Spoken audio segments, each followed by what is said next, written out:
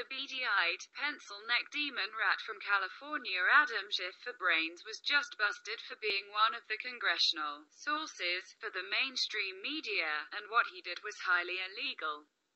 Ever since CNN broke the fake news story about Donald Trump Jr.'s emails on December 6, people have been suspicious of Schiff as being the source of the leaks since the information had to come from the House Judiciary Committee and he's the ranking member and known slimeball. Now, after Trump Jr. and his lawyer have come forward to reveal Schiff's actions during his testimony, it's all but certain that Schiff is the person who's been selectively leaking information to the press. That's a no-no. According to Fox News' Ed Henry, Trump Jr. and his attorney both witnessed Schiff intermittently leaving the room, a room where no cameras, cell phones, or recording equipment was allowed because of the nature of the hearing. Coincidentally, as the hearing was proceeding, leaks about it started appearing on CNN in near real time, leaving little question as to who was feeding the network the sensitive information. Ed Henry last night reported that during the closed-door testimony by Trump Jr. before the House Intel Committee on December 6, Adam Schiff was seen leaving the room multiple times. Stories then started popping up on CNN about the testimony while it was ongoing. As Trump Jr. and his attorney said in a letter to the House Intel Committee this week, while DTJr was still being interviewed, members of the committee and/or staff began selectively leaking information provided during the interview to various press outlets.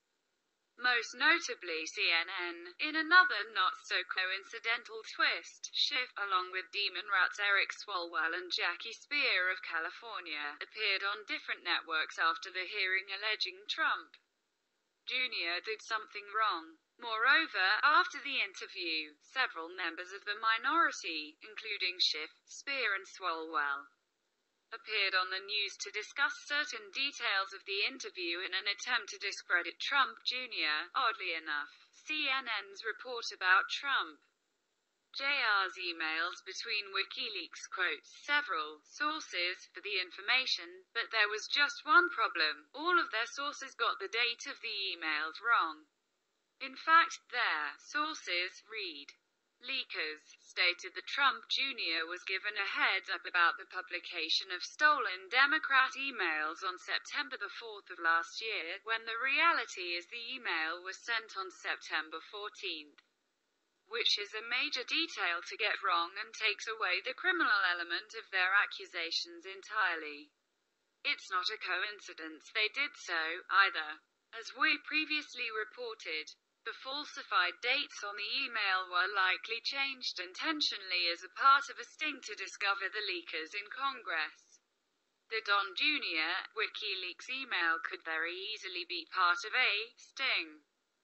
The date was intentionally seeded as incorrect. The resulting story is fake. The leak, however, is real. Each nugget of disinformation exposes a specific leaker. Each trail used in the sharing of the disinformation exposes the enabling media.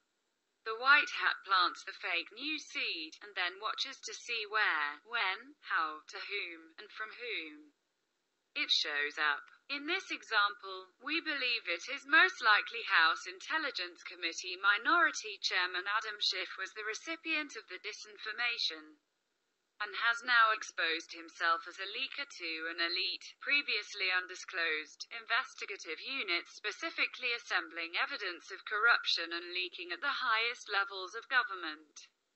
The scale and strength of the CNN pushback, and specifically the tone in the refusal to even consider discussing source of the false information, further supports our supposition.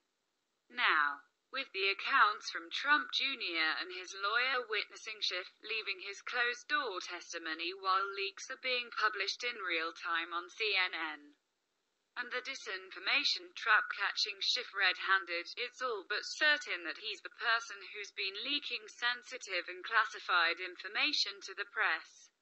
In all likelihood, he's one of the 27 people the Justice Department has an active investigation into over leaks. in which case, his days in Congress are numbered, because leaking such information is highly illegal. And he'll have no choice to resign from Congress, that's if he isn't expelled by the Republican majority.